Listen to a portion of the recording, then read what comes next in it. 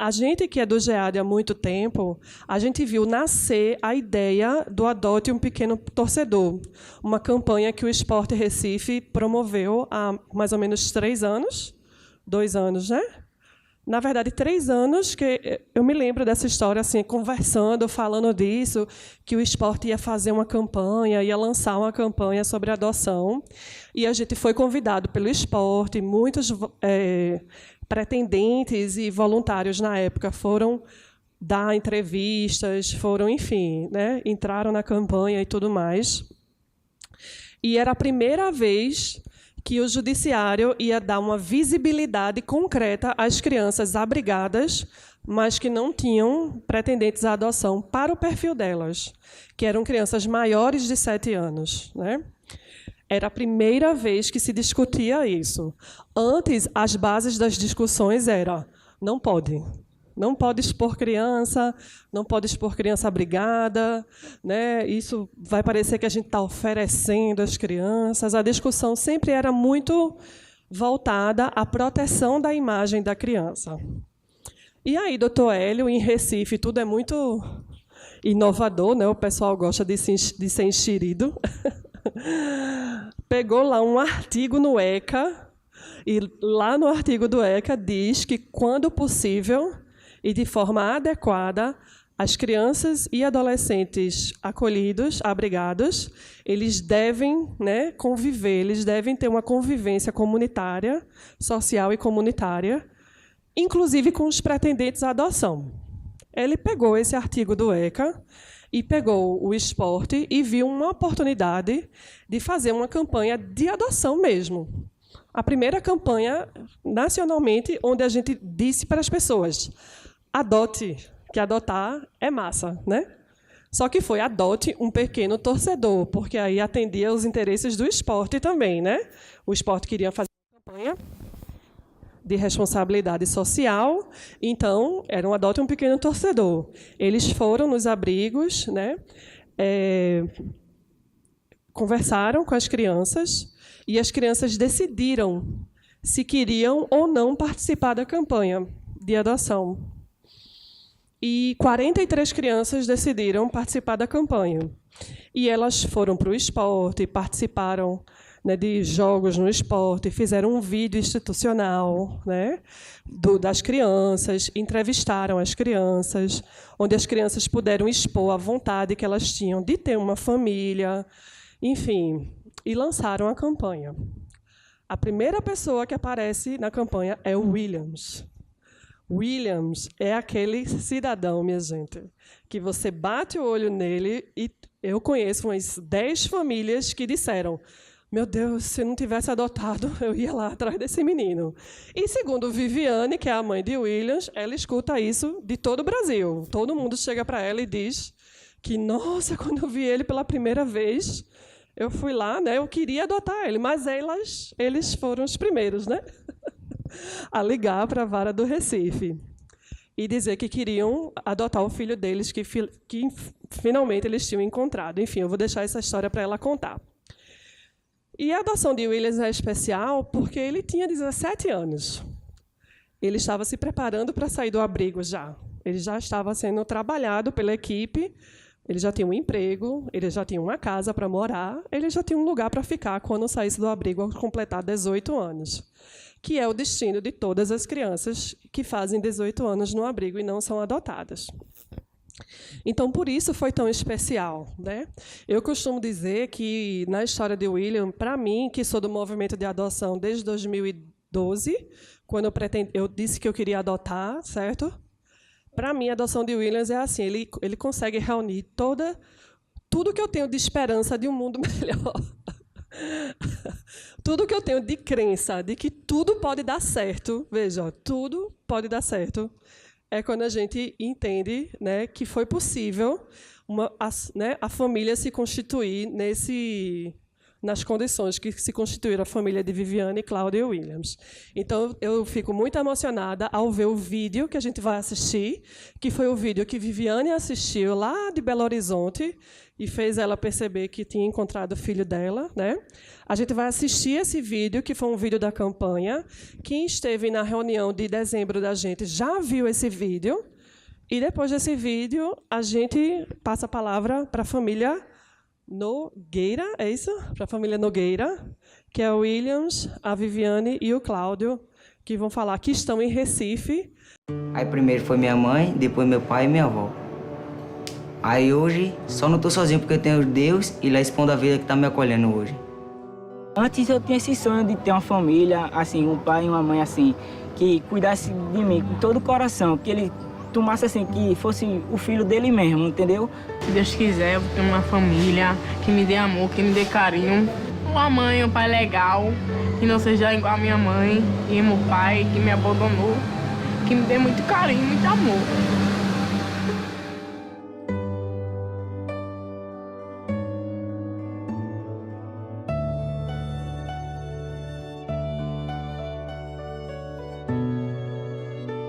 Acho que a maior dificuldade que as famílias têm de aceitar ou de se envolver na adoção de uma criança maior, se eu pudesse buscar uma palavra, é preconceito. No Brasil, existem 33 mil pessoas dispostas a adotar e apenas 6 mil crianças disponíveis. Isso mesmo, existem mais pais procurando filhos do que o contrário. Então, por que essas crianças ainda não têm uma família? O mais importante de tudo é que os pais possam estar preparados. E aí hoje a gente acha, né, que a gente está preparado para crianças até 3 anos. O nosso perfil é uma criança de 0 a 3 anos. Nós aceitamos irmãos. Nós não fizemos definição nem de sexo, nem de etnia.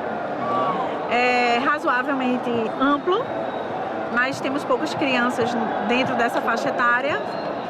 O problema é que 94% dos pais desejam filhos ou filhas menores de 7 anos. E 8 em cada 10 crianças disponíveis para adoção já passaram dessa idade. É por isso que a maioria delas acaba vivendo em abrigos até alcançarem a maioridade. A sociedade, muitas vezes, ela não está nem sabendo que tem essas crianças nas casas de acolhida. Mas conforme os anos vão passando, elas vão tomando a consciência que alguns foram embora e ela ficou. Eu vou ser adotada ou um dia eu não vou poder mais ficar aqui na casa e eu vou para onde? Se eu ser adotado, eu acho que eu vou gostar, né? Porque faz tempo que eu tô no abrigo. Assim, eu fico com um negócio ruim dentro de mim porque eu vejo as pessoas com a sua família, com seu pai, com sua mãe. E eu nunca tive esse carinho de mãe e de pai desde pequeno, né? Os pais estão buscando uma criança idealizada, mas esquecem que filhos perfeitos não existem, nem biológicos e nem adotivos. Tinha um rapaz que queria adotar e ele disse que queria uma criança branca. Ele idealizou que queria uma criança branca. Aí na audiência eu olhei pra ele, se ele tivesse um filho natural, não seria branco, porque ele não era branco. Tipo assim, já que eu vou escolher, então eu quero assim. Porque a criança já nasceu, já existe, eu não gostei dessa, eu gostei daquela. Esse processo de escolha é proibido pela lei. Quando a criança nasce na maternidade, você olha para a criança e esquece tudo que você idealizou. E aceita a criança do jeito que ela vem. E é uma grande surpresa. São questões culturais como essas que a sociedade precisa repensar e discutir. Quando a família traz consigo o desejo de viver todas as fases, de trocar fralda, de ver o bebê engatinhar, a gente trabalha muito pouco dentro desse desejo, porque isso é um valor que ela atribui a ser mãe e ele atribui a ser pai. Mas a maioria das pessoas quer ter um filho. E aí eu pergunto, uma criança de 2 anos, ela não consegue ser filho? E de 5? E de 7? Então, a partir do momento que algumas famílias já têm contato com outras crianças numa faixa etária maior, elas conseguem perceber que dão conta de adotar uma criança de 7, 8, 9 anos, 10 anos.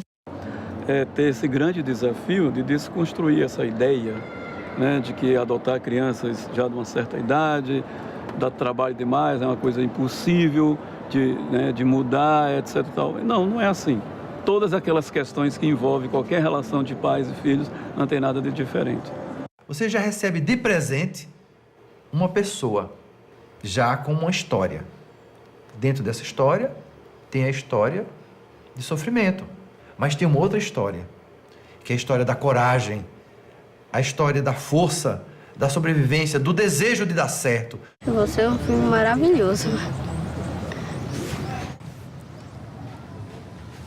Isso é uma chance que a gente tem. É uma chance.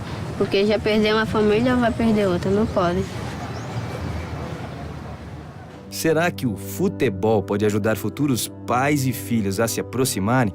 Gostos em comum aproximam pessoas. As crianças, elas têm gostos próprios e o futebol é algo muito marcante para elas, é uma paixão nacional e para elas também é uma paixão.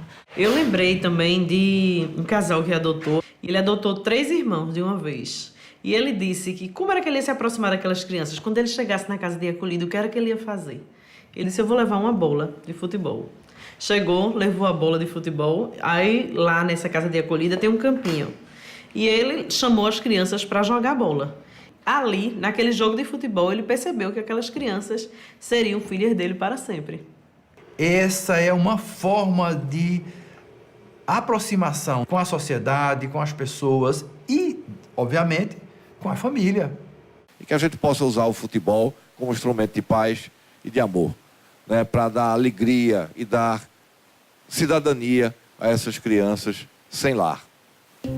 Crianças acima de 7 anos também podem levar amor e alegria para uma família? Uma criança adotada a partir de 7 anos, ela tem um pensamento mais maduro.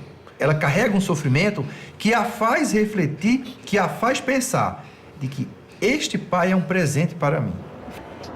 E após, né, o casamento e a impossibilidade, né, da gestação biológica, entramos primeiro no projeto Estrela Guia do apadrinhamento afetivo e ao conhecer, né, os dois, foi amor à primeira vista. Ah, mudou tudo.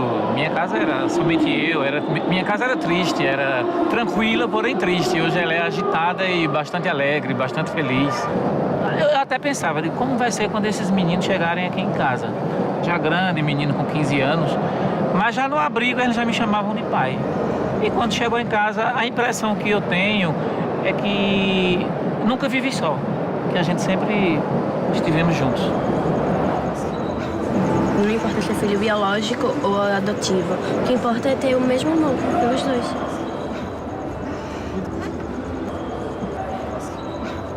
Take 3. Posso falar? Vai, Jéssica.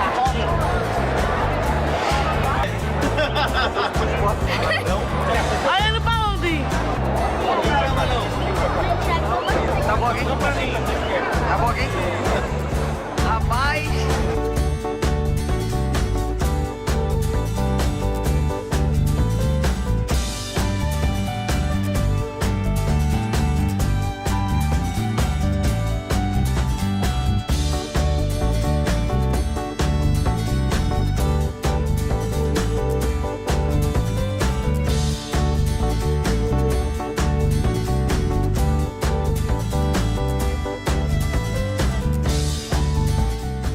Mesmo com a minha idade, ainda chega a pessoa pra mim e fala, você não vai conseguir ser adotado, ter uma família. Porque a tua idade é o teu tamanho, cara. Mas sempre eu digo, minha esperança é a última que morre.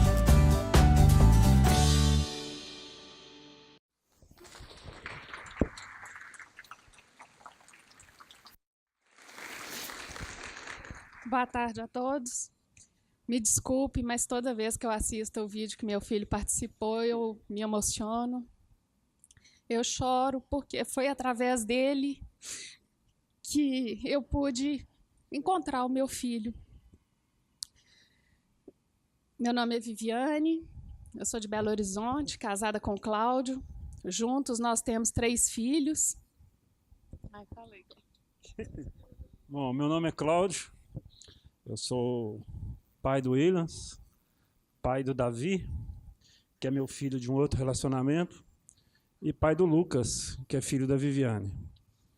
Eu e a Viviane, né, desde quando nós nos conhecemos, Nós fomos muito rápidos, né, Viviane? Eu já pedi a Viviane para namorar, noivar e casar. E, em pouco tempo depois, nós já começamos a falar sobre um projeto de família. E nós tínhamos a pretensão de ter 6 filhos, né? E dentro desse projeto de ter filhos, tínhamos o projeto também de ter filhos do coração. Na minha família, eu tenho vários sobrinhos que foram adotados, que foram incorporados na família da mesma maneira do que aqueles que vieram de maneira natural e bem-sucedidos, né? Então, a gente tinha esse desejo de ter uma família bem extensa, né?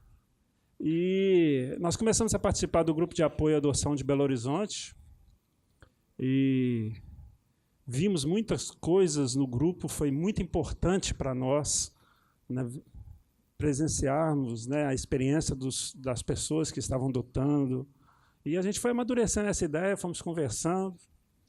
E aí, quando nós já estávamos, né, prontos para entrar com um processo de habilitação, a Viviane recebeu esse vídeo pelo WhatsApp.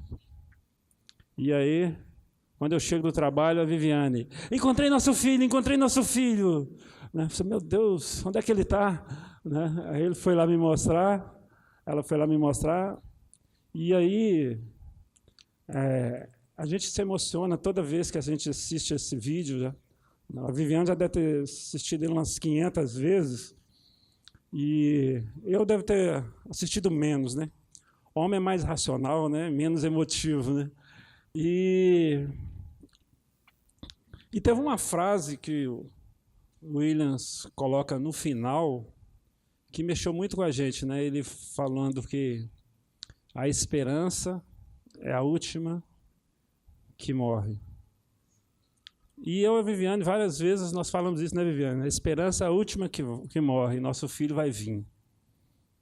E aí a Viviane já entrou em desespero, né? Nós já fomos, né, mandamos a documentação toda, a Viviane entrou em contato com a Vara da Infância aqui, fomos muito bem acolhidos pela Vara da Infância aqui de Recife, né? Nós sentimos que nós éramos aqui da terra, né? Tão gostoso que foi ter contato com esse povo tão bom, que é esse povo aqui de Recife. E a Viviane vai contar um pouco esse contato aí, né, Viviane? Agora você está mais calmo? Então, desculpa, gente, porque eu estou assim, emocionada pelo vídeo, né, que eu sempre emociono. E estou emocionada de estar aqui na terra do meu filho, com essas pessoas maravilhosas que nos acolheram. Desde o primeiro contato com a vara, eu fui muito bem atendida. Eu sempre falo, né, nos depoimentos que Belo Horizonte, infelizmente, ainda está muito atrasado ainda nessa questão. Tem muito a melhorar. E eu sempre cito o exemplo aqui de Recife, né, que tem um juiz abençoado, técnicas abençoadas, né, assistente social, psicólogas, pedagogas. Então, que para mim são referências. Porque se tem gente aqui no grupo que reclama, eu não sei se tem, deve ter, né?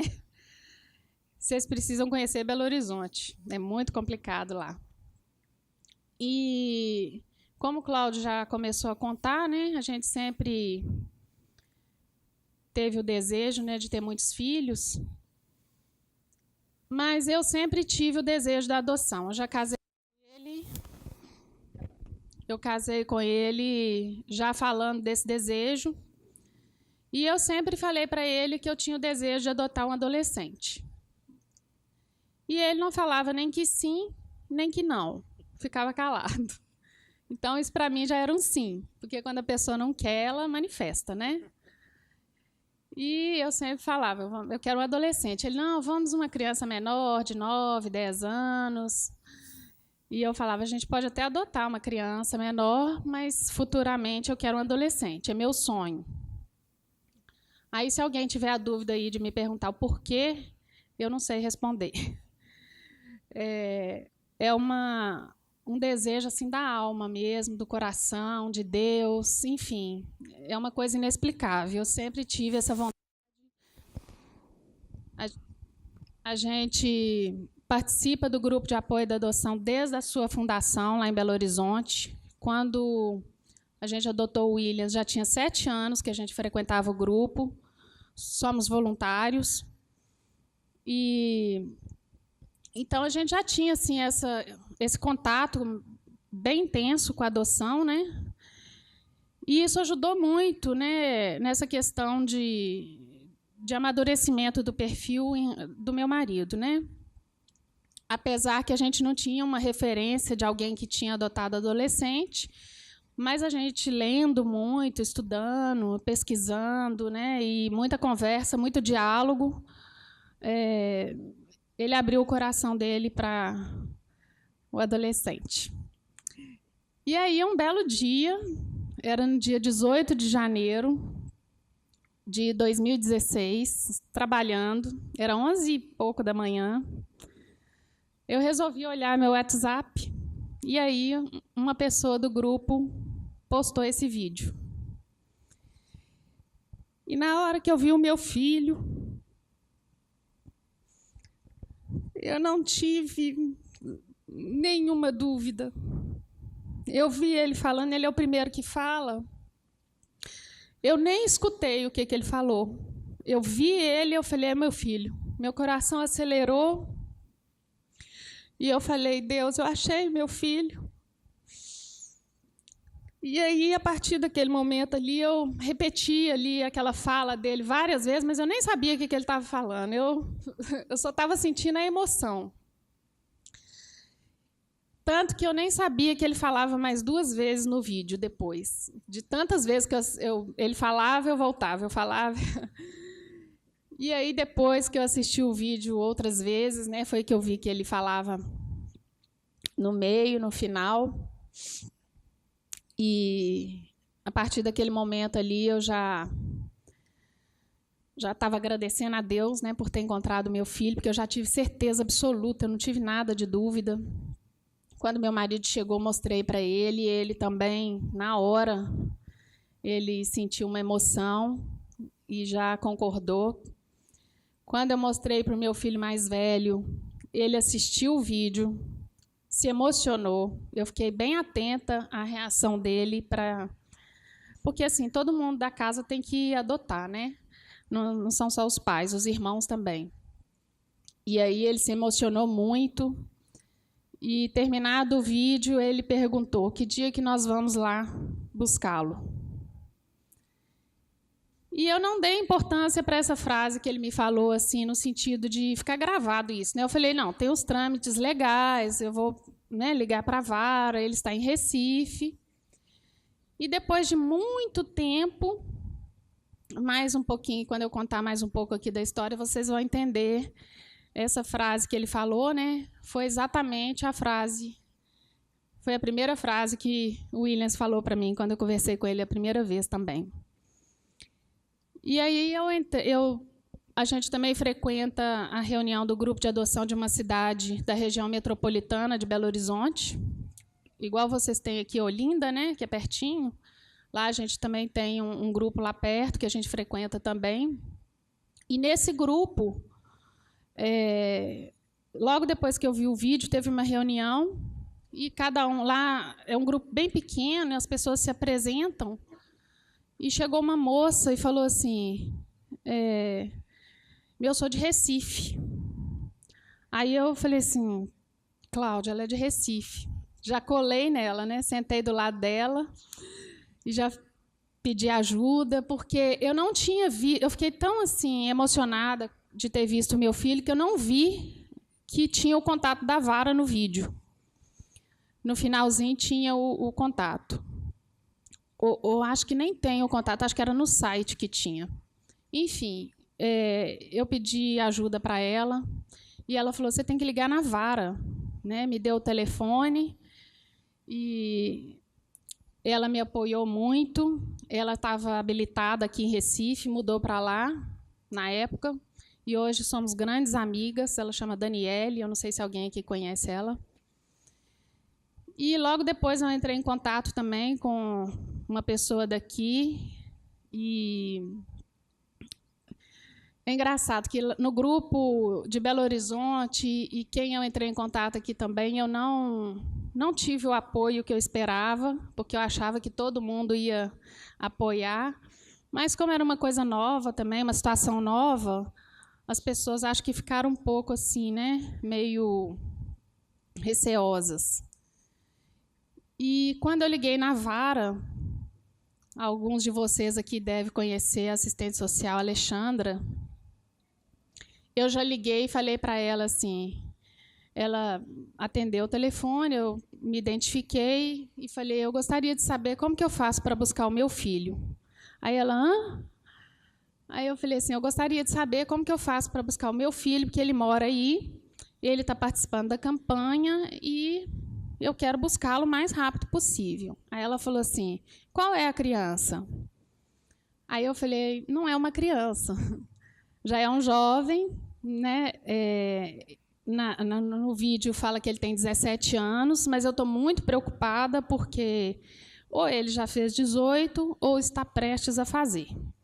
E eu não posso deixar que meu filho saia do abrigo e vá para algum outro lugar, né? Como que eu vou encontrar ele depois, né? Então eu preciso da sua ajuda. E ela, assim, extremamente atenciosa, acolhedora. Eu chamo ela de minha cegonha porque todo mundo recebe a ligação, mas no meu caso foi o contrário, a minha adoção é toda diferente. Eu não recebi ligação, foi eu que fiz a ligação, mas ela me acolheu muito bem, me ajudou, me orientou. E a gente mandou os documentos, acho que foi final de fevereiro ou março, e aí eu ficava ligando para ela praticamente todos os dias e querendo saber informações do meu filho, preocupada eu já estava ali naquele momento exercendo a minha maternidade com ele, preocupada com ele, como que ele estava, se já estava saindo. Ela não podia dar informação nenhuma sobre ele. Na verdade, ela não sabia nem a data de aniversário dele, ou se ele tinha feito 18 anos já ou não. Mas, enfim, todas as vezes que eu liguei para ela me recebeu muito bem, me atendeu muito bem.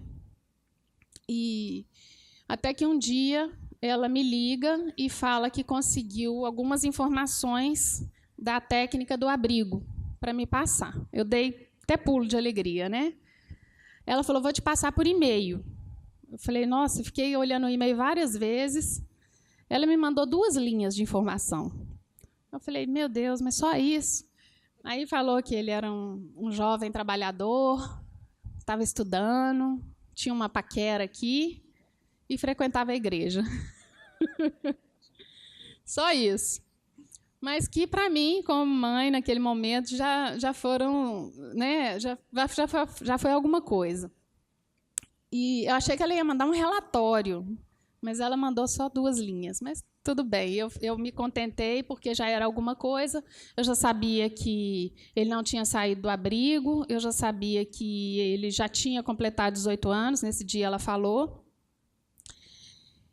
E aí demorou alguns meses esse processo, né, porque teve as entrevistas, teve muita conversa, conversou com meu marido, com meu outro filho. E até o dia que ela me ligou falando que ia ter uma audiência com o Williams para saber se ele queria ser adotado, porque nessa idade ele já é ouvido pelo juiz. E esse dia foi o dia assim do meu parto, né? Porque a gente ainda não sabia se ele ia querer. E eu vou deixar o Cláudio contar aí um pouquinho desse dia para a gente, porque eu também me emociono muito. E foi um dia muito especial para a gente, que foi o dia da audiência dele aqui. Nós lá em Belo Horizonte e ele aqui. Vocês desculpem, de vez em quando eu vou ter que sentar aqui. Se eu ficar muito tempo em pé, minha coluna dói, tá, gente? Mas o que é mais interessante na história, né, que a gente vai... Depois que a gente está lá no final, a gente começa a entender um tanto de coisa que aconteceu lá 7 anos atrás. Né? Então, 7 anos atrás, o Williams tinha, né, ficado sem família. Passado 2 anos, o William foi obrigado. E há 7 anos atrás, parece que Deus estava preparando eu e a Viviane para daqui 7 anos estar vindo buscar o William aqui em Recife. Coincidiu exatamente a época que nós começamos o grupo. Estranho, né? Vocês não acham estranho isso? Mas aí chegou nesse dia, eu me lembro que a vara da infância pediu para a gente escrever uma carta para o Williams, falando do casal. Aí eu e a Viviane resolvemos fazer uma carta da seguinte maneira. Eu contava sobre a minha vida e a Viviane contava da vida dela. Aí tinha Cláudio, falava um parágrafo, a Viviane falava outro. Só sei que no final deu uma carta de umas 2 páginas, né? E essa carta, depois nós ficamos sabendo que essa carta ia ser lida, né, para o Williams no dia da audiência. Ficamos sabendo que a audiência ia ser 2 horas da tarde? 1 hora da tarde. E só depois da audiência que a Alexandre ia estar ligando para saber se o Williams ia querer ou não ser adotado. Como ele já tinha completado 18 anos, ele poderia falar sim ou não. Gente, eu pensei que essa mulher estava tendo era um parto. Estava tendo um parto. Mas ela teve enjoo, teve pressão alta, bambeou as pernas, e a danada da audiência nunca que terminava. Deu 2 horas da tarde, deu 3 horas da tarde, deu 4 horas da tarde. Cadê a bendita ligação da assistente social? Nada. Nós resolvemos ir em Belo Horizonte procurar, né, 3 camisas do esporte, que a gente ia conversar com o Williams. Depois da audiência, pelo Skype, se ele aceitasse. Aí, quem disse que a gente encontrava a camisa do esporte em Belo Horizonte? Tivemos que ir lá no centro da cidade procurar um lugar lá que vendia só camisa de clube. Rodamos para tudo quanto é lado lá e a Viviane só no celular. E se não der sinal? E se não der sinal? E se não der sinal? Né? Toda hora olhando o telefone, eu tentando distrair ela. Mas só sei que nós voltamos para casa. Cadê o telefone? 6 horas da tarde, cadê o telefone? Aí Viviane, ele desistiu. Mas o juiz não deixou a gente buscar meu filho. Como é que nós vamos fazer, Cláudio? E tudo. Calma, Viviane, esse negócio de juiz demora muito. Só sei que quando deu mais ou menos umas 6h30, né? O telefone toca. A Viviane vai desesperada, pega o telefone, né? Aí a Alexandra fala, o juiz autorizou vocês terem contato com o Williams. E eu e a Viviane sempre ficava conversando, né? Quando ele vir, será quanto tempo que vai demorar para chamar a gente de pai e de mãe? Né? Talvez, aí eu comentei com a Viviane, eu lembro falando com ela, talvez daqui 1 ano, né, Viviane, no Dia das Mães, né, no Dia dos Pais, ele vai soltar isso. A gente não pode ficar forçando muito ele falar isso, não. Quando o Williams pegou o telefone e foi conversar com a Viviane, o Williams já virou e falou assim, e aí, mãe, que dia que você vai vir me buscar?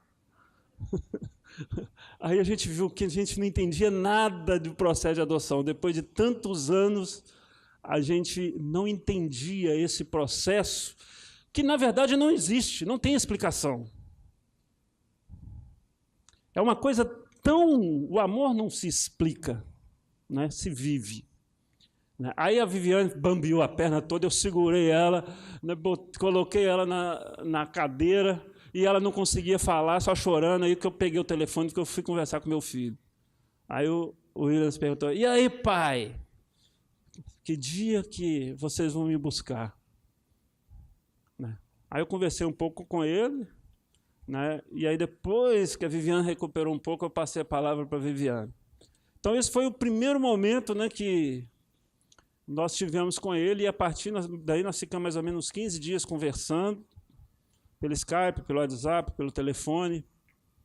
Foi um contato muito gostoso, né?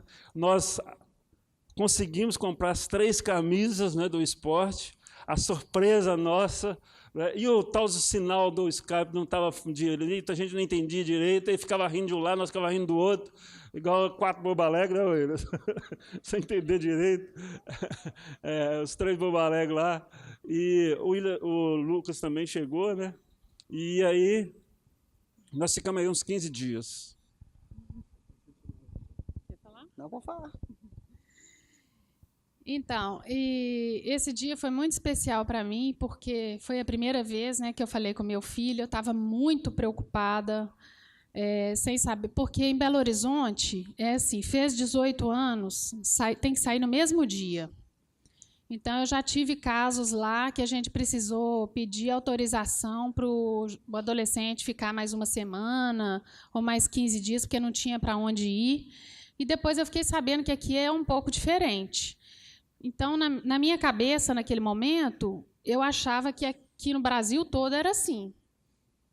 Lá em Belo Horizonte, não. Fez 18 anos, no mesmo dia tem que sair, não importa se tem lugar para ir ou não. E eu, naquela aflição de mãe, preocupada, né? Porque a campanha, quando eu vi, já tinha meses. Se ele não tivesse feito 18, ele estava por fazer. E eu muito preocupada, sem saber para onde ele ia. O processo é demorado, tinha muita coisa ainda para resolver, não tinha sido autorizada ainda a gente vir para cá. E todo mundo que eu pude recorrer para me ajudar e saber informação e perguntar, né, eu recorri, porque eu não tive o apoio esperado, mas eu tentei, eu fui atrás, porque eu não queria que meu filho saísse do abrigo e não tivesse para onde ir. Depois, futuramente, que eu fui saber que, ainda bem, aqui em Recife está mais evoluído que Belo Horizonte, né? Eles esperam um pouco, acho que tem alguns que ficam ainda mais alguns anos. Me corrija se eu estiver errada, mas foi... eu fiquei sabendo que é assim, então... Pelo menos o meu filho ainda estava lá. Ele tinha feito 18, mas ainda estava lá. E eu não queria que ele vivesse a experiência de sair sozinho para o mundo, porque eu ainda não sabia que ele tinha sido morador de rua, eu não sabia que ele tinha tido ainda essa experiência. Então, no meu coração de mãe, eu não queria que ele saísse daquele... Mesmo sendo um abrigo, eu não queria que ele estivesse sozinho. E aí, graças a Deus, a Alexandra me informou que não, que ele estava no abrigo ainda, que ele já estava para sair, mas que ele ainda estava lá. Então, isso me tranquilizou um pouco, mas a ansiedade era grande para encontrar com ele. Nós conversamos muito pelo Skype, pelo telefone. Eu já dava uns puxões de orelha, já... Mesmo de longe, sempre querendo saber tudo que estava fazendo, de manhã, de tarde, de noite, já estava controlando de lá, já ia até pôr de castigo, quando fazia alguma coisa que eu não gostava, mas a filiação já aconteceu ali de imediato, graças a Deus, tanto da parte dele quanto da nossa. E teve contato também com o irmão, foi muito importante também esse contato. E até que aconteceu o dia, né, dessa audiência, que ele deu o sim dele, nos adotou. E depois de 10, 15 dias de contato, foi autorizado a nossa vinda para buscar o meu filho. E aí foi uma luta muito grande também, porque com toda a ansiedade que a gente fica, né? Todo mundo aqui entende de ansiedade. Eu não consegui comer, eu não consegui dormir. E no dia da viagem, quando eu cheguei no aeroporto, a gente perdeu o voo. Vocês acreditam, gente, que nós perdemos o avião por causa de um batom? Que a Viviane... Chegamos no aeroporto de Belo Horizonte, ela cismou de ficar bonita para o filho, né? Então tinha que... Aí eu ainda falei assim, vamos despachar as malas primeiro? Não, eu tenho que ir para primeiro, prioridade. Aí eu olhando o relógio, quando nós chegamos para despachar as malas, já tinha passado a hora. Aí nós perdemos o voo. Pois é, gente, eu tinha que, pelo menos, aparecer bem arrumada, né? E aí aconteceu vários contratempos, né, na viagem. Já começou no aeroporto, que quando a gente foi remarcar a passagem, o voo era de manhã às 9, só tinha voo 4h30 da tarde. E eu falei, não vou, arruma um voo agora para mim, porque meu filho está me esperando, você não está entendendo. E ele falou, não tem voo agora. Eu falei, então você arruma um voo para qualquer lugar do Brasil e de lá eu vou para Recife. Não, minha senhora, vai para casa e a gente, né, mais tarde marca esse voo para de tarde. Eu falei, só volto para casa com meu filho. Chama aí o gerente, chama o dono da Gol, chama o dono do aeroporto. Foi assim. E eu falei, só sai daqui para Recife.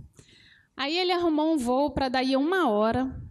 Lá em Belo Horizonte, o aeroporto é muito longe, é fora de Belo Horizonte, demora mais de 1 hora para chegar. Mas ele conseguiu marcar esse voo aí para 1 hora depois, indo para São Paulo e depois de São Paulo para cá. Aí eu toda feliz, ele falou assim, tem uma taxa para pagar da remarcação do voo. Eu falei, tudo bem, eu pago, tem cartão de crédito, depois a gente se vira, né? Eu não estava medindo os esforços. Aí me deu o valor, eu fui pagar. Quando eu fui pagar, que eu fui pegar o cartão na bolsa, eu larguei tudo em casa, porque eu tinha trocado de bolsa, comprei uma bolsa nova, ficou tudo em casa. Aí eu falei, bom, agora, né, como é que eu vou fazer, né? Sem cartão. Eu falei... E aí,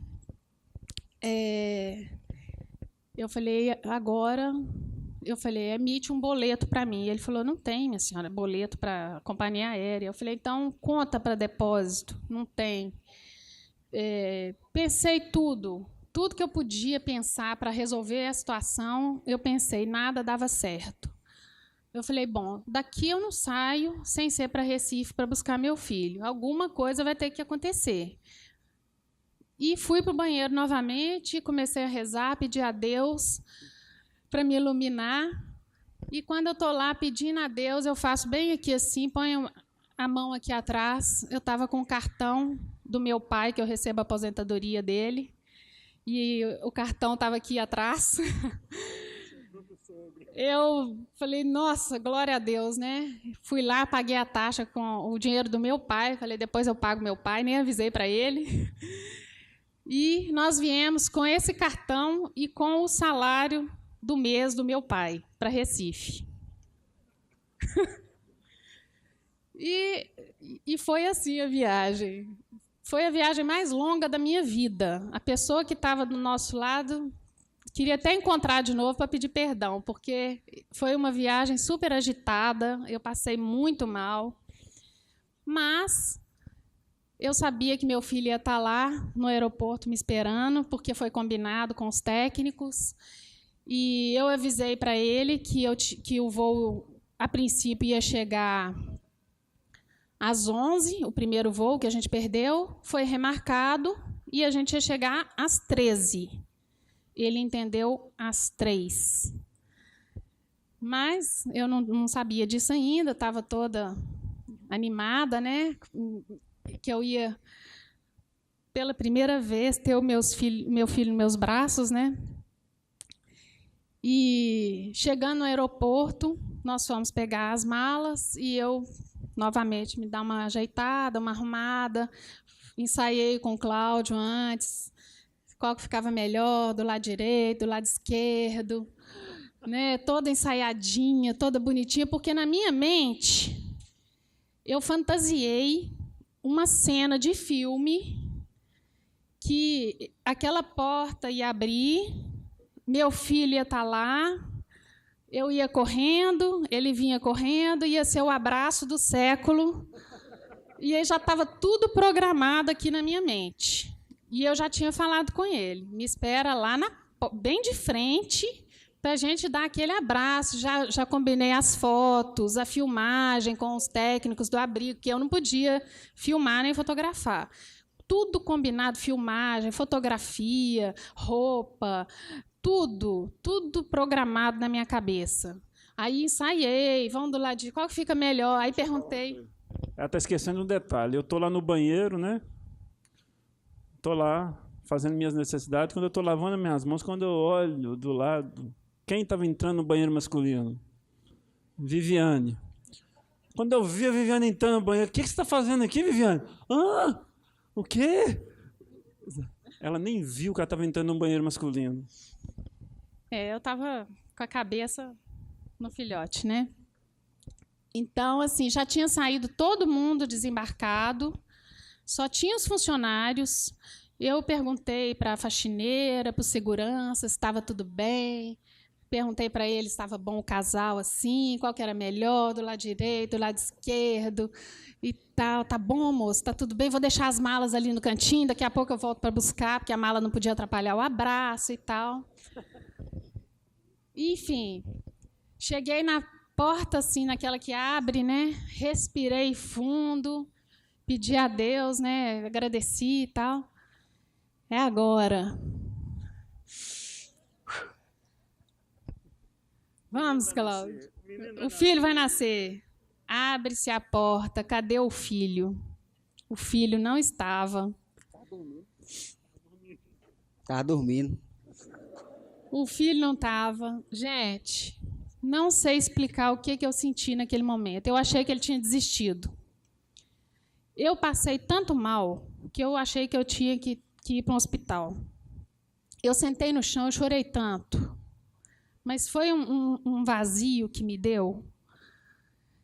E eu fui para o banheiro.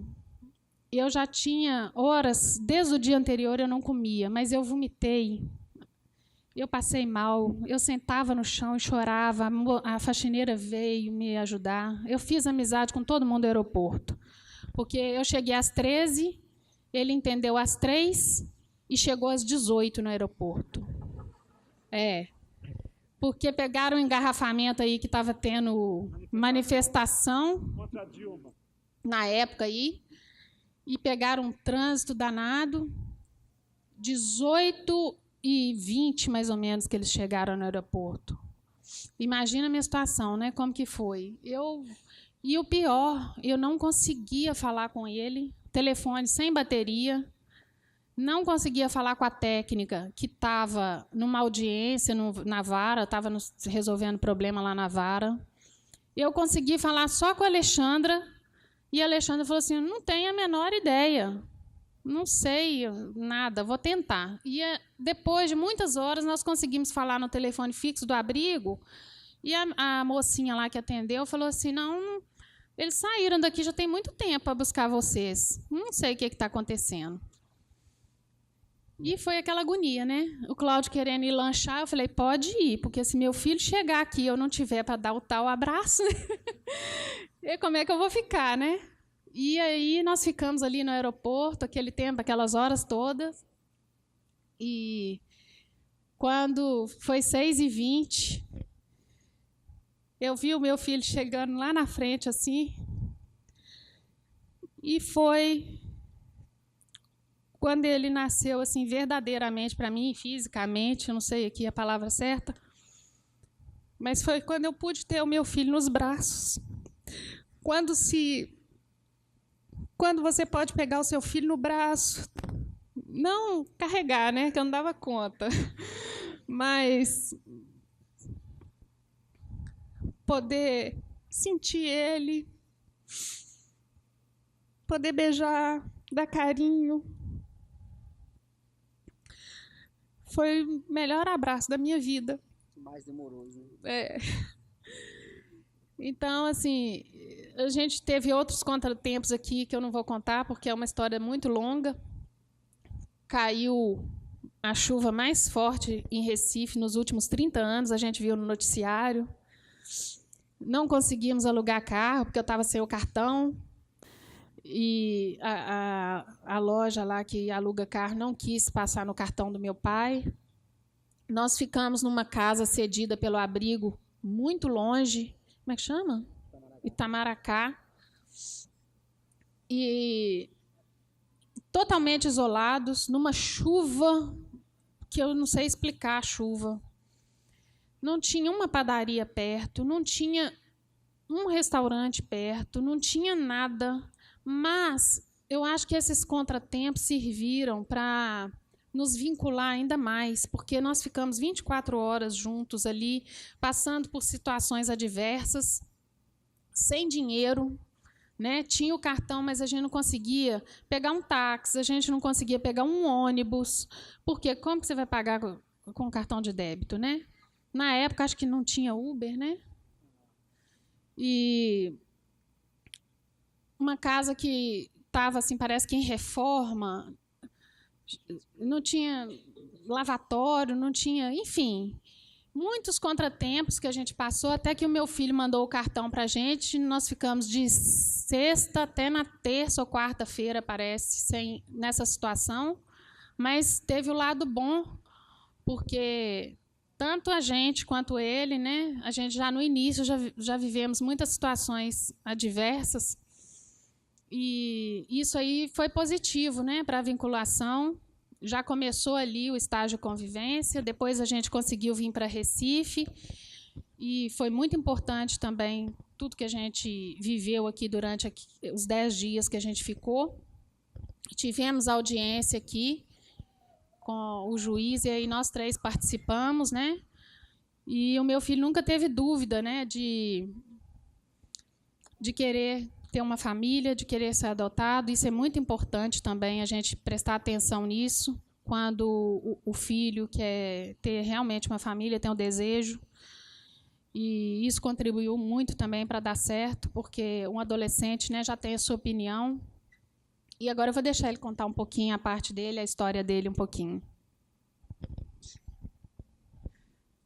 Boa tarde. Família atrapalhada, né? Nossa Senhora. Primeiramente, quero falar que é um prazer estar aqui na terra onde eu nasci, né? Passei 2 anos longe daqui. Estava sentindo muita saudade da praia. Estava morrendo de saudade. Fui para um lugar onde não tem praia, então estou sofrendo lá um pouco. Eu nasci em Cabo de Santo Agostinho, aqui perto, né? Eu venho de uma família aí muito pequena. Eu morava com meu pai e minha mãe. E também tinha uma avó, uma tia e um primo. E tinha um irmão também que eu não cheguei a conhecer ele, que ele morreu afogado, né? Eu era bebê ainda de braço, no tempo que ele ia pescar com a minha mãe, com meu pai, e eu ficava com a minha avó. E aí ele chegou a falecer, ele morreu. Eles estavam no rio pescando e meu irmão caiu num buraco no rio e morreu. E eu não cheguei a conhecer ele. Logo depois de um tempo, os meus pais se separaram. Eu fiquei morando com minha mãe e meu pai arrumou outra mulher. Aí, depois de um período que eu estava morando com minha mãe, ela descobriu que ela estava doente, ela estava com câncer. Mas aí a doença já estava muito avançada e ela já estava quase morrendo. Foi o que aconteceu, ela morreu. E aí, eu não me lembro do rosto dela, não cheguei a, ter uma convivência boa com ela, porque eu não me lembro dela, né, direito. Quer dizer, não lembro do rosto dela. E eu fiquei morando com meu pai, sendo que eu não me dei bem com a esposa dele. Não me dei bem. A gente discutia direto, e aí ela fazia as coisas melhor pro outro filho dela, que ela tinha de outro relacionamento. E eu voltei a morar com minha avó. Fiquei um tempo morando com minha avó e gostei da rua. Comecei a gostar da rua. Eu conheci uns colegas meus lá. E aí eu passava o dia todo na rua, só perturbando, traquinando. Que eu acabei saindo da casa da minha avó, fui morar no centro da cidade, aqui no centro de Recife, né? Onde que eu defini isso. Eu falo que eu passei 2 anos no meio da rua, dormindo na Praça do Diário, onde é muito conhecido. E eu passei várias dificuldades que um morador de rua passa, né? Dormir no chão, sem tomar banho, sem comer. Fora o preconceito que as pessoas têm, né? Muito preconceito.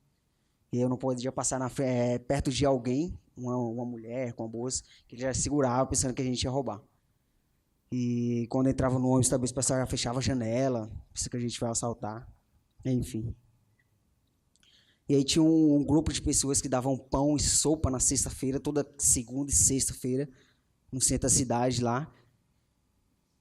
E aí passou um período, eu coloquei no meu coração que eu não queria mais aquela vida para mim. No meio da rua, dormindo. Um menino eu acho que eu tinha uns 10 anos, né? Uns 10 anos morando no meio da rua, enfrentando um mudão, do jeito que era perigoso demais. Eu pedi ajuda para essa mulher, informei ela que eu estava querendo sair da rua, e aí ela me ajudou. Ela chamou a viatura me levou para o conselho tutelar, onde eles fizeram o meu abrigamento, que eu passei aqui na primeira casa de passagem, que se chamava Bate Solto, e tinha o Recicriar também. Foi o Recicriar onde que eu passei pela primeira vez. E aí depois eu fui passando por uma série de abrigos por aqui, vários, muitos. Passei por um, passei por outro, passei por 5 abrigos. E meu pai nada de me procurar, saber se eu estava vivo, se eu estava preso, onde que eu estava. Sendo que eu não tenho boas lembranças dos abrigos que eu passei aqui em Recife. Eram muito ruins, mas muito mesmo. Os meninos batiam no outro, na frente dos educadores, usavam droga lá em cima, onde a gente dormia. Enfim, sendo que meu perfil estava diferente, eu estava querendo mudança. Foi onde eles me transferiram para um abrigo aqui em Garaçu, uma cidade aqui perto, né? E eu cheguei lá e minha vida mudou completamente, né? Eu voltei a estudar, fiz novas amizades, comecei a frequentar igrejas. E aí foi onde eu já estava começando a ter um pensamento já mais maduro. Quando eu estava com, se eu não me engano, uns 14 anos, o pessoal do abrigo recebe a notícia, né, recebe uma ligação, informando que meu pai tinha morrido de câncer também, faleceu de câncer. E eles me perguntaram se eu aceitava ir no velório dele. E eu, de coração aberto, eu fui, não guardei mágoa dele nenhuma, fui no velório, chorei bastante, acompanhei até o final. Lá eu encontrei minha avó, já estava um pouquinho já mais velha, encontrei a minha tia e um primo meu. Só restavam esses 3 na minha família agora. E aí eu voltei pro abrigo normal. Aí o pessoal da vara da infância entraram em contato com a minha avó para ver se ela tinha condição de ficar comigo. Ver se ela tinha condição de retornar para casa dela. Quando estava tudo certinho, já uns 3 meses que já tinha entrado em contato com eles, recebe mais uma notícia que minha avó tinha falecido. Eu estava certinho para voltar para casa dela. Ela morre também. Aí agora só tinha eu, minha tia e o primo. Aí o pessoal da vara da infância já vai entrar em contato com minha tia de novo, perguntar se ela queria ficar comigo. Aí o marido dela fala que ela tinha 2 escolhas, ou o sobrinho ou o marido. Ela escolheu o marido. Aí então daí para frente só era eu, o abrigo e Deus. Aí o tempo foi se passando, eu já estava com 15, aí 16, 17, né? Aí eu fiquei 5 anos no abrigo sem receber nenhuma visita, nenhuma. E aí, durante esse período, eu sofri muito lá, porque eu via as famílias do pessoal, dos outros adolescentes que estavam lá, indo visitar eles. Levava amor, levava carinho, levava roupa, levava brinquedo, enfim. E eu, toda vez que presenciava essa cena, eu entrava, ia lá pro meu quarto e começava a chorar, porque eu não estava com a família do meu lado. E aí, quando era São João, Natal, Carnaval, época de festa também, eu ia pro meu quarto e começava a chorar de novo, porque eu falava para mim mesmo que estava passando mais um ano e eu não estava com a família do meu lado. E aí eu já estava pensando em seguir minha vida dali para frente, né? Eu arrumei um trabalho lá perto do abrigo, comecei a trabalhar no restaurante de garçom e comecei a estudar à noite. Aí eu trabalhava o dia todo e estudava à noite. E aí, até os meus 17 anos, eu ainda tinha esperança de ser adotado. Eu estava com uma esperança muito firme, eu tinha uma vontade enorme de ter uma família. Minha vontade era muito grande, mas muito grande mesmo. E aí foi quando eu recebi a notícia de participar da campanha do Adote Pequeno Torcedor, né? Eles me chamaram para ir para o jogo, o maior time de Pernambuco, esporte. E aí eu não poderia perder aquela chance. Eu nunca tinha ido no estádio, eu era louco para assistir o jogo do esporte. Contra a Ponte Preta eu vim Foi mais 2 lá do abrigo. E aí eu era muito tímido.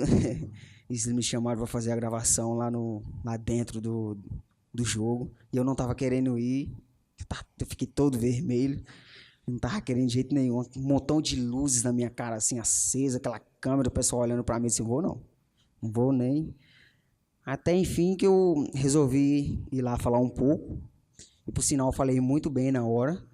E eles gostaram e pediram para falar mais. E ele foi coordenando a gente, perguntando se a gente queria ter uma família, o que é que a gente queria.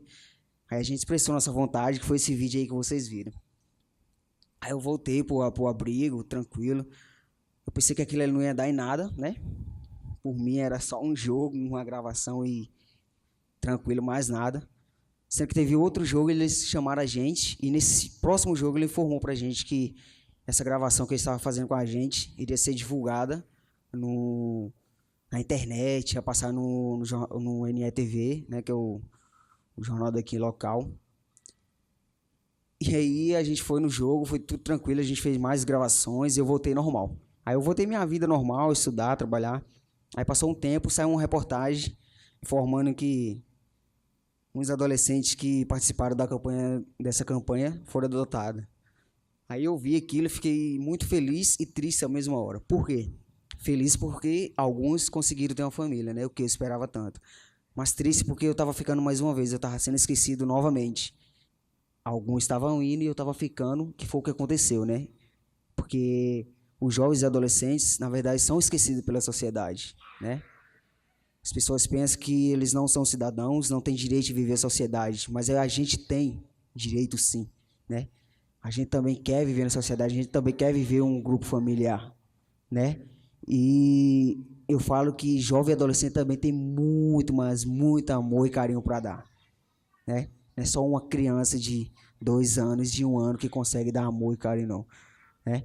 Os pais também têm muito amor e carinho para dar. Eu acho que a gente tem dobro para dar. E se eles estão aqui, não deixa eu mentir. Eu amo muito minha família, eu gosto muito. Mas enfim. E aí voltou tudo normal, fiquei feliz e tal. E aí numa bela quinta-feira, eu tô voltando de serviço já cansadão para ir para a escola.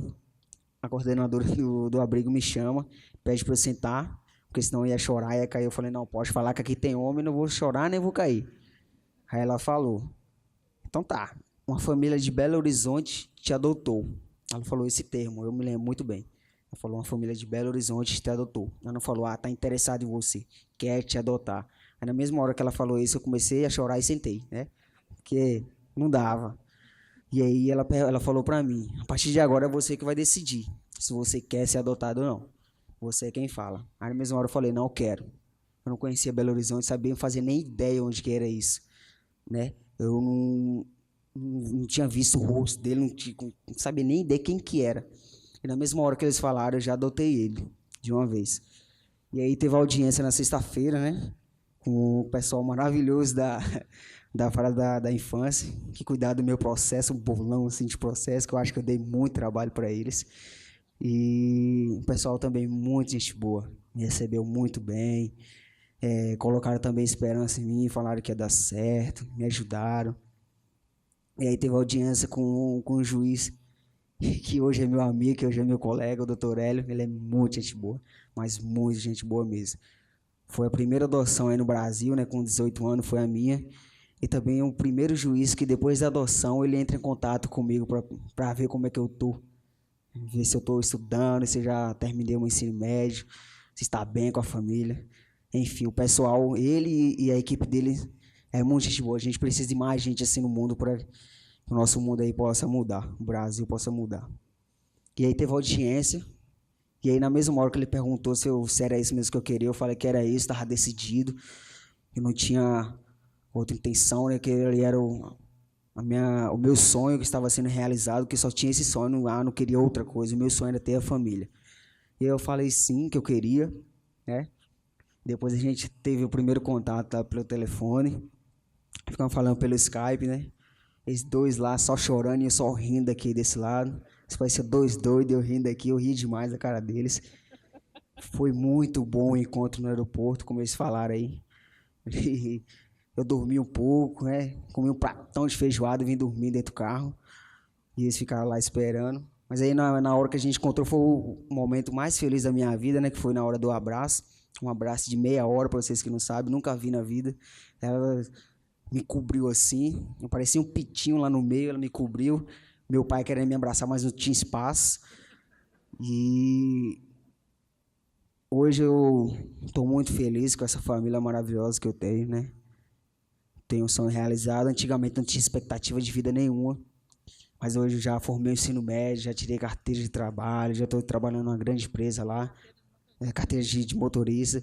Estou trabalhando numa grande empresa lá na MRV, né? Eles me ajudaram bastante. Ano que vem já vou entrar na faculdade, estou fazendo curso de espanhol e quero fazer tecnologia da informação. Hoje eu já tenho vários sonhos pela frente. Por quê? Porque eles me ajudaram, a família é a base de tudo. Eles me proporcionaram essa oportunidade. E eu acho que a gente tem que agarrar com muita força, garra, porque tem muitas pessoas por aí que têm família e não dá valor. Aí quando perde é que vai saber o valor que a família tem. Enfim, hoje a gente está muito feliz, né? Mas aí também eu queria falar do preconceito que a gente enfrenta, né? Eu sofri preconceito antes de ir para lá morar com eles, na escola. Falei que estava sendo adotado, eu pensei que o pessoal ia ficar muito feliz, mas não. Eles falaram, já entraram com preconceito. Ah, você vai morar com esse pessoal que você nem conhece? Será que vai dar certo? Será que não tem algum perigo? Como é que você vai morar com o pessoal que você nunca viu na vida, né? Aí teve muito preconceito.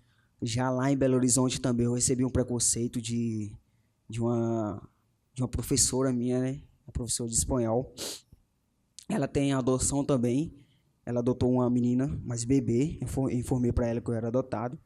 Mas ela perguntou quanto tempo que eu estava em Belo Horizonte. Eu falei, tem 1 ano. Ela falou, então sua adoção é muito recente. Eu falei, é muito recente. Foi adotada aos 18 anos. Ela falou para mim, como assim?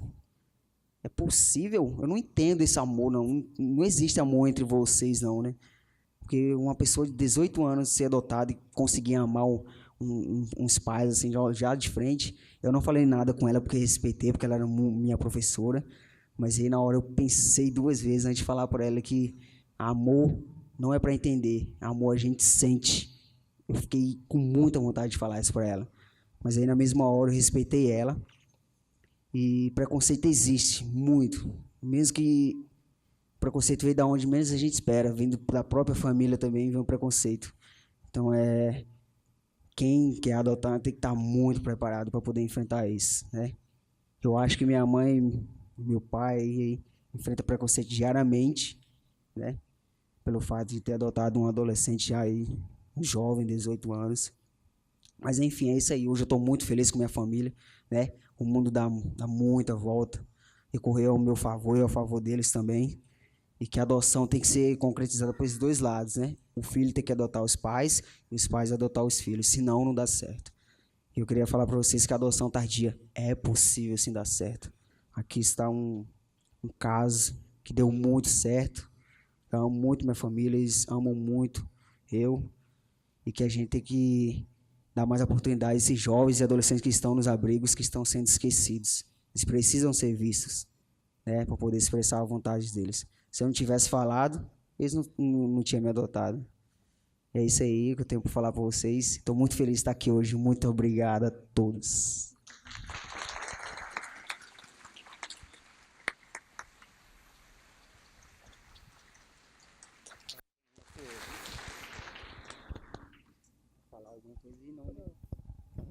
Então, eu tenho mais um tempinho, Ju? Eu queria falar um pouquinho, do pós-adoção, que, assim, apesar do meu filho ser um orgulho para a gente, não dá trabalho nenhum. Nós temos desafios, sim. A gente não pode romantizar a adoção. A gente não... Aqui tem muitos pretendentes, né? A gente não pode achar que é um mar de rosas, porque não é, nem para os pais e nem para eles, porque são muitos desafios, né? Principalmente quando a adoção, ele, por exemplo, veio de um estado com a cultura completamente diferente de Belo Horizonte, e eu e meu marido, a gente conversou muito sobre isso, porque a gente não pode impor para o filho uma mudança muito rápida, porque para eles é muito difícil essa mudança. Nós que somos os adultos, né, a gente tem que ter essa consciência, porque muda a nossa vida, mas a gente vem se preparando há muitos anos. Como eu falei para vocês, nós frequentamos o grupo 7 anos antes da adoção dele. Então, a gente se preparou muito. E, mesmo assim, a gente não está 100% preparado, porque, quando acontece a adoção, né, na prática, vem coisas que a gente não aprende nos grupos, nem nos livros, né? A gente vai ter que lidar com os desafios ali no dia a dia, né? E muitas coisas, da mesma forma que um filho biológico, a gente acha que vai ser uma coisa e é outra, na prática é diferente. Ele já veio com os gostos dele, com a personalidade dele, se filiou imediatamente, a filiação aconteceu, o amor também, mas a gente sabe que nós, né, até hoje ainda temos desafios, não só da cultura, aqui é né, tudo diferente de lá, ele não, como ele disse aqui, ele não sabia nem onde era Belo Horizonte. E tem também a defasagem escolar, né, que a gente sabe que, infelizmente, nos abrigos, eles não têm esse estímulo, esse incentivo. Então, o William chegou aos 18 anos, ele estava no 8º ano do ensino fundamental, mas até o juiz perguntou para a gente, né, se a gente tinha consciência disso, se isso era um problema. E claro que não. A gente já sabe que é assim, a gente já sabe que eles não têm esse incentivo no abrigo. E daí para frente, a gente é que tem que tomar a frente disso, né? Então, a gente só fez incentivar o nosso filho e estimulá-lo, né? A gente não forçou a nada. Eu procurei fazer tudo que eu podia para ele se adaptar da melhor forma. Aprendi até a fazer cuscuz, que eu nunca tinha comido na vida, nem conhecia isso. Chegamos aqui passando a maior vergonha com cuscuz. Meu marido pôs cuscuz dentro do pão, não sabia nem comer isso. E, né, eu recorri à minha amiga lá, que é daqui, ela me deu toda a orientação, com muita paciência, me orientou que tinha que comprar uma cuscuzeira, que eu nem sabia que existia também, e me ensinou a fazer. E eu levantava de madrugada para fazer para ele, né, sair para a escola de manhã já, né, para ele sentir menos possível, né, os efeitos da mudança, né? Hoje ele já diminuiu bastante, né? Ele come pouco. Antes eu tinha comprado 10 sacos de flocão por mês para ele. Agora já diminuiu, já está bem integrado assim com a cultura lá de Belo Horizonte e com a temperatura também, porque a gente vem para cá, hoje eu quase derreti lá, né, Ju?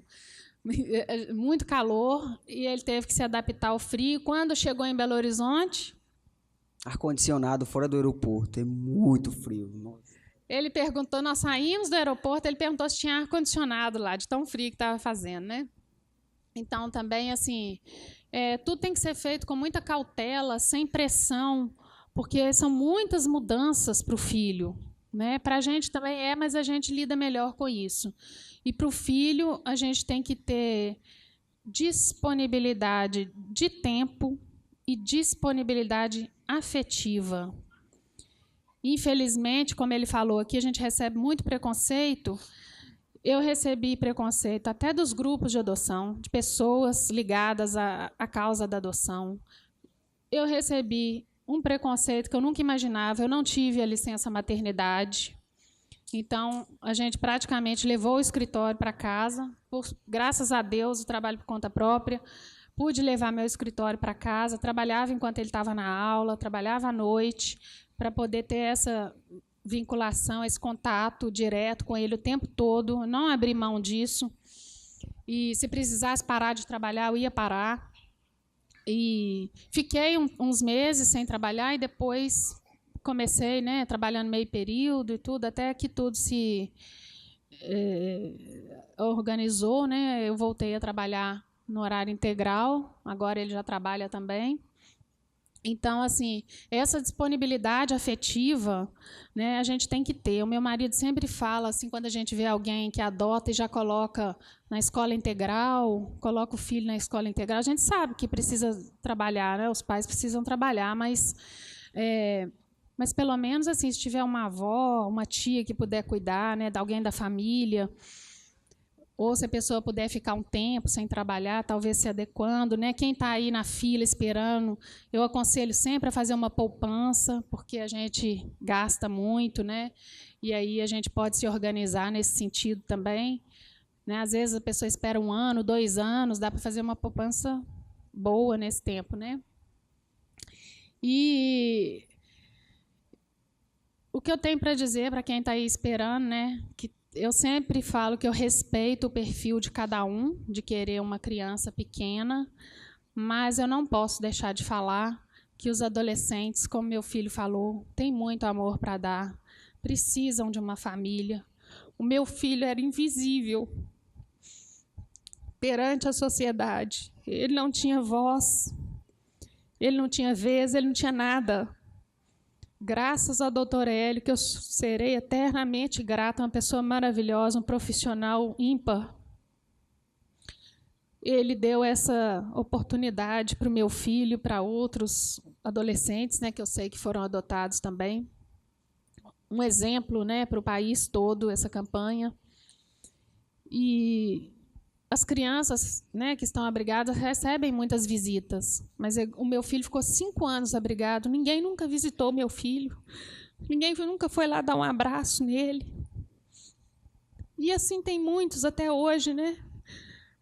Eu tenho buscado, né, fazer alguma coisa por esses adolescentes que ainda estão lá, estou com vários projetos.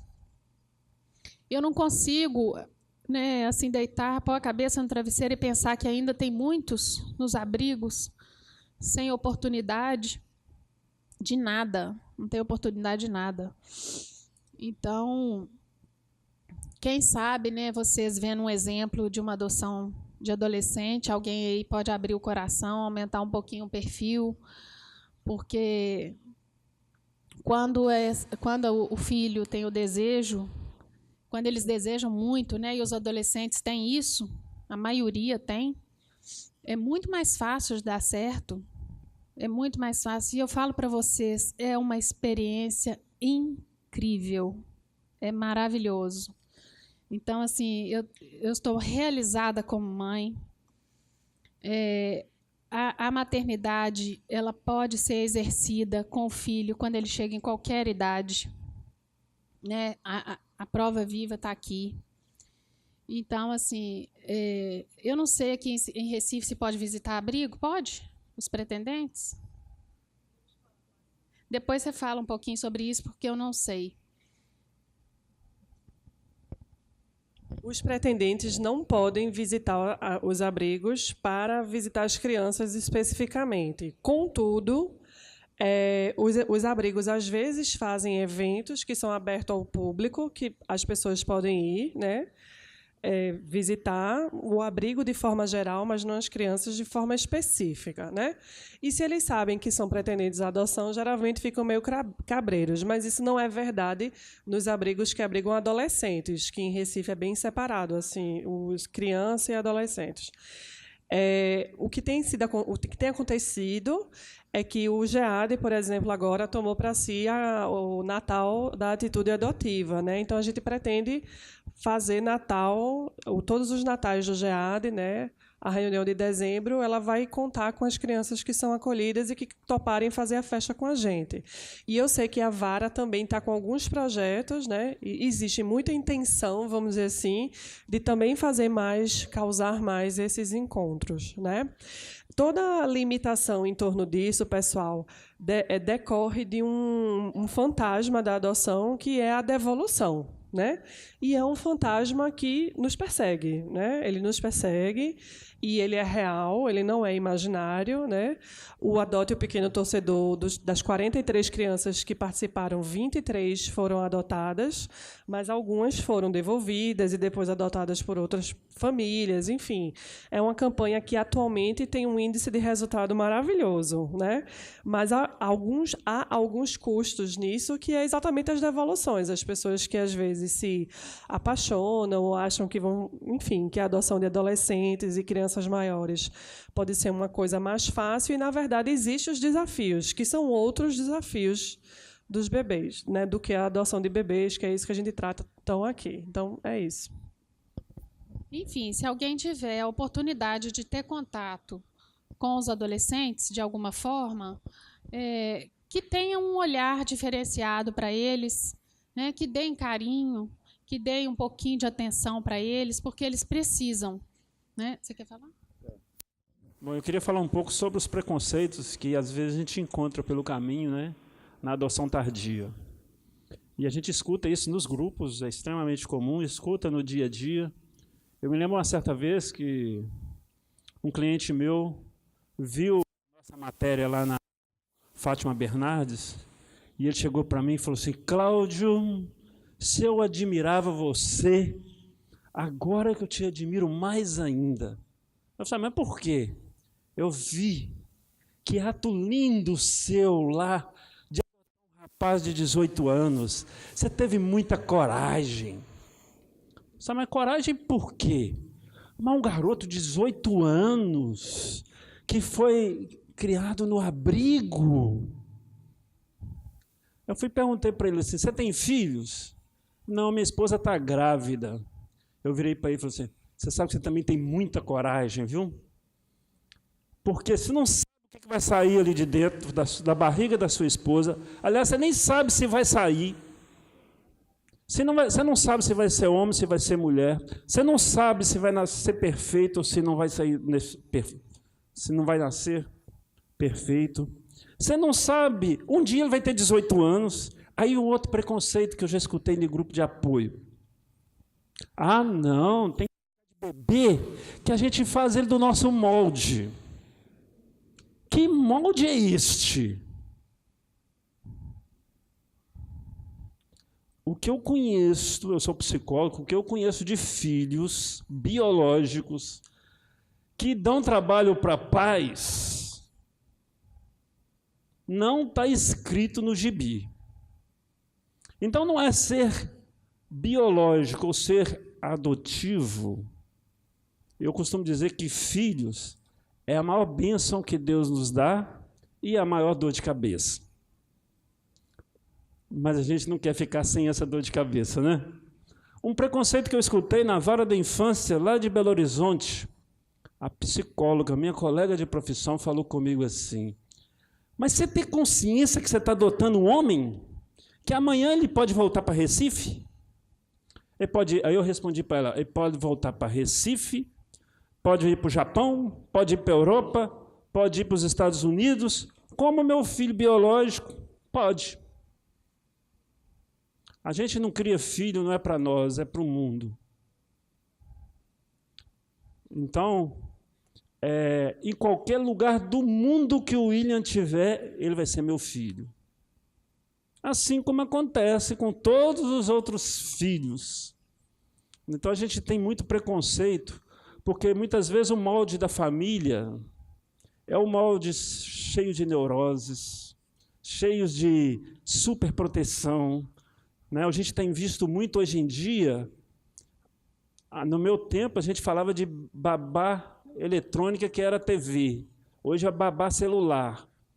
Os pais estão entregando o celular para não ter que educar. Então, já vê menino com 2 anos de idade, 3 anos de idade, já viciados em celulares.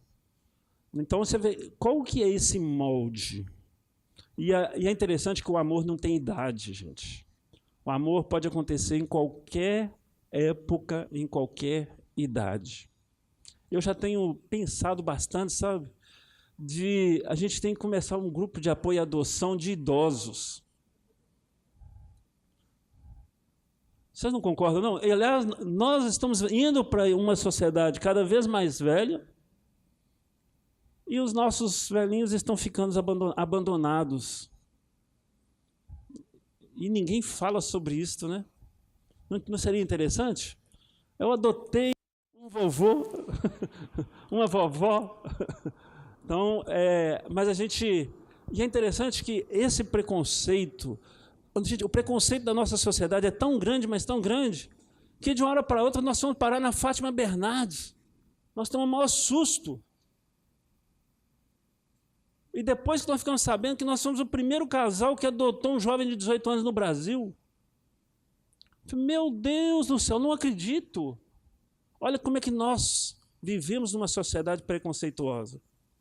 E é interessante, não sei se vocês perceberam na fala do Williams, qual que era o perfil do Williams para pai, para pais.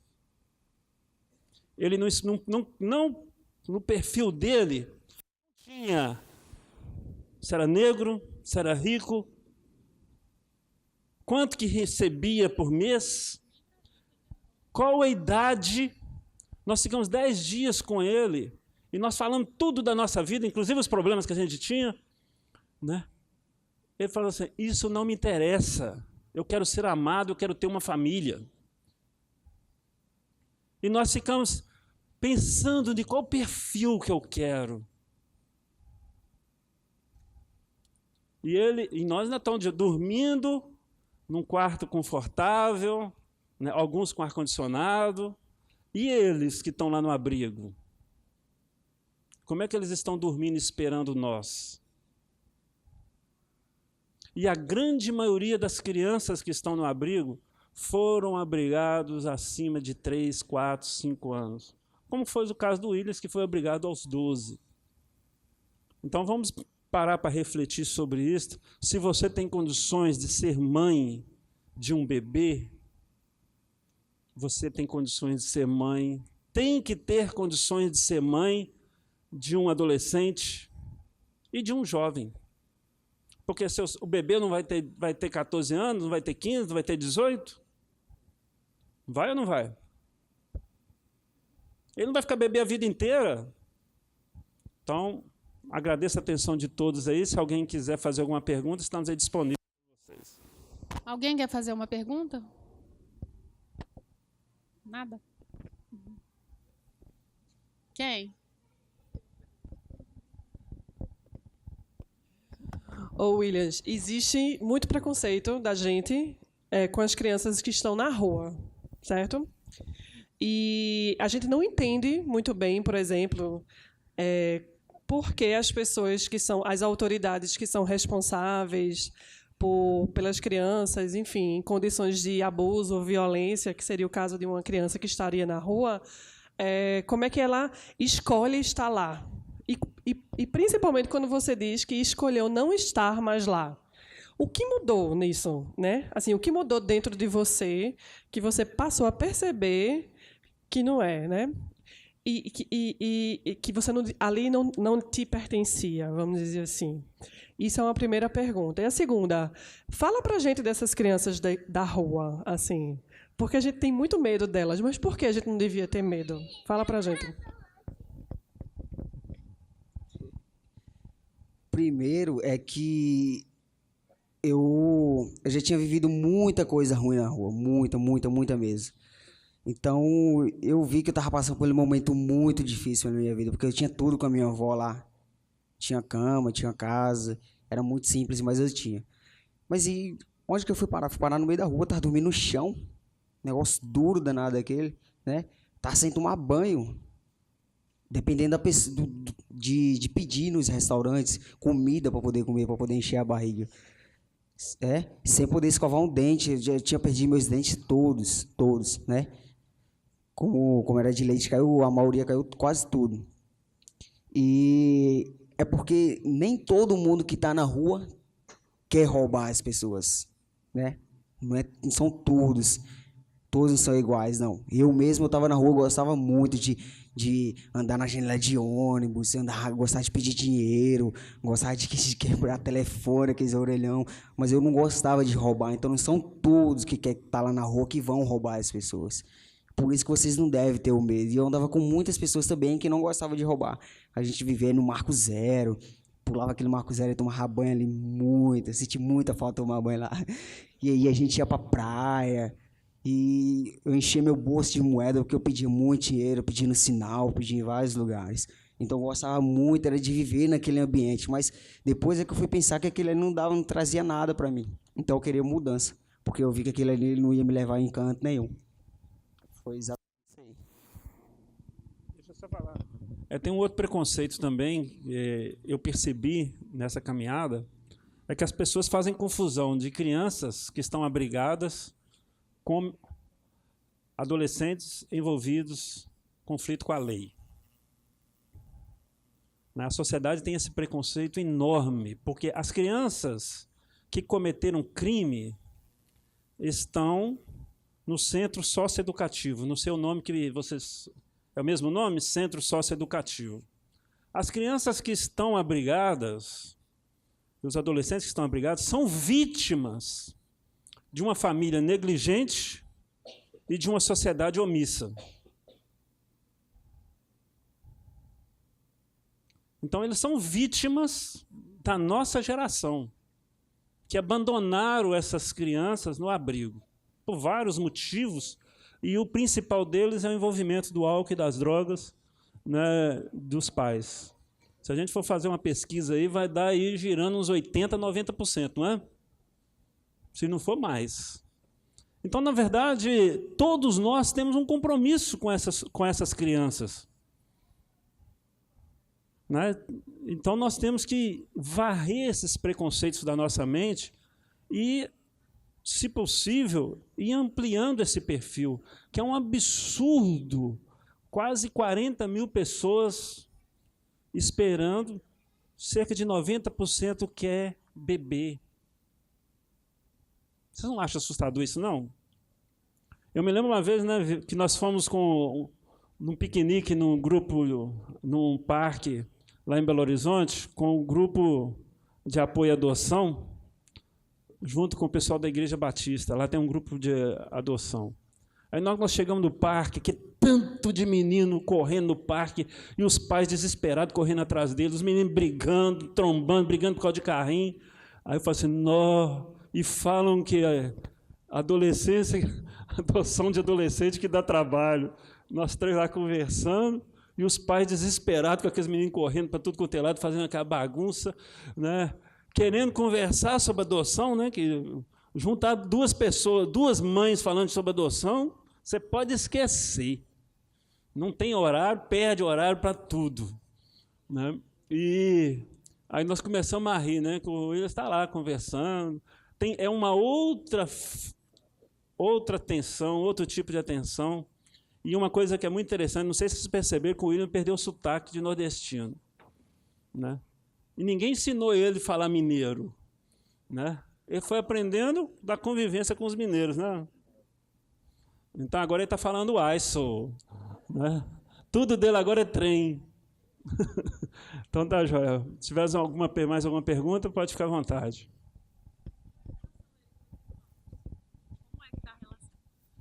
Como é que está a relação com seus irmãos? Estou super bem com os dois, né? Tem um que chega lá aos 15 dias, né? Vai de 15 dias, que é o filho do meu pai, em outro relacionamento. Eu vejo ele pouco, porque eu também jogo futebol lá, então eu não fico muito em casa no final de semana. O outro, até quando ele estava morando lá com a gente, a relação era muito boa também. E logo quando eu cheguei lá, ele falou que eu não tinha ganhado só uma mãe e um pai, tinha ganhado um irmão também. O que eu precisasse, eu poderia contar com ele. Então, assim, eu não vi também nenhum ciúme, né? Na minha parte, assim, eu não percebi. E é muito tranquilo na relação com o irmão. E eu falo sempre que é sempre o irmão que eu tive que ter, né? Que pudesse me apoiar. E é isso aí, a gente se dá muito bem. Já me levou no jogo do Galo, fez minha cabeça para torcer para outro time. E aí é tranquilo, muito tranquilo. A gente nunca teve nenhuma discussão. Né? Espero não ter, porque é muita gente boa. E a gente precisa ter essa relação, né? Relação boa para poder dar seguimento aí com a nossa família. Mais alguma?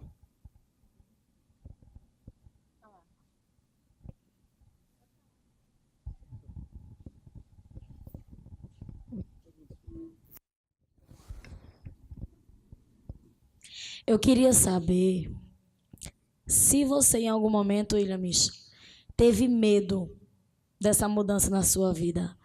A partir do momento que você soube que ia para uma família, né? E quando você chegou lá, na casa deles, se familiarizar mesmo, se foi mais difícil para você ou se tu já chegou meio que tô em casa.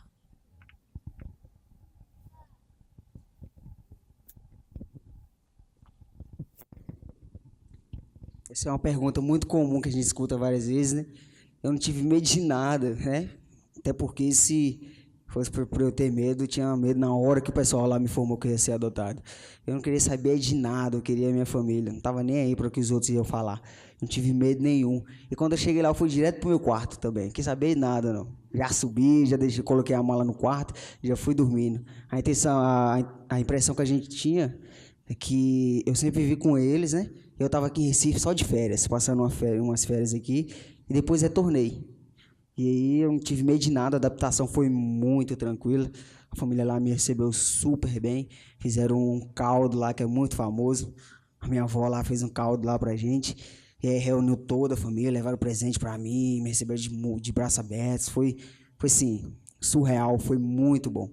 Então não tive medo de nada e a adaptação foi muito tranquila e rápido. Eu tive um medo. Todo mundo me pergunta se eu tive medo. Essa é a pergunta que eu mais escuto em todo lugar que a gente vai. Se eu tive medo também. Porque as pessoas acham, assim, um adolescente, né, que já viveu na rua, as pessoas têm a impressão de que a gente pudesse ter algum tipo de medo. Eu tive um medo só, dele sair do abrigo e eu não encontrar mais ele. Eu entrei em desespero, eu ligava para todas as pessoas que eu podia aqui em Recife, sempre ligava para a Alexandra todo dia, ou quase todo dia, coitada. Até encontrei com ela essa semana, até pedi desculpa para ela, a gente ainda mantém contato até hoje. E ela, como eu falei aqui no início, ela me acolheu muito bem, mas eu tinha esse medo do meu filho sair do abrigo e eu não encontrar ele mais, porque como que eu ia achar ele aqui, né? Não conhecia ninguém aqui. Foi só esse o medo. O resto, gente, é relação de mãe, pai e filho, é uma família. Não tem motivo para ter medo. Quando você dá amor, quando você está disponível afetivamente, não tem por que ter medo. Mais alguém? Quero agradecer a todo mundo que esteve presente aqui hoje, agradecer o carinho de todo mundo do grupo também, que sempre conversa comigo lá. Foi um prazer enorme vir aqui em Recife, conhecer o grupo, conhecer todos vocês. Obrigada, Juliana, por todo o seu carinho. Daniele, eternamente grata a você, a Alexandra, doutor Hélio, toda a equipe que sempre nos apoiou, sempre nos acolheu até hoje. Muito obrigada mesmo. É um trabalho importantíssimo que vocês fazem, né, que faz toda a diferença no processo. Quando a gente tem esse olhar diferenciado dos profissionais que nos atendem, faz toda a diferença. Obrigada. Obrigada a todos.